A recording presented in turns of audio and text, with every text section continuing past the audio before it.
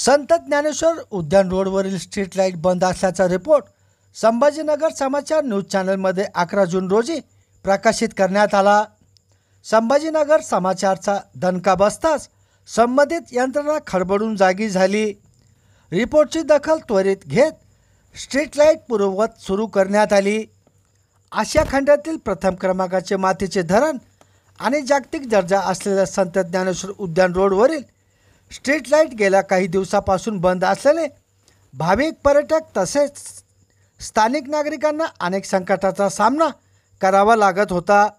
मात्र दुसरीकडे स्थानिक नगर परिषद प्रशासनाचे याबाबत दुर्लक्ष झाले होते। या प्रकरणी संभाजीनगर समाचार न्यूज चॅनलने 11 जून रोजी यथार्थ रिपोर्ट प्रकाशित केला।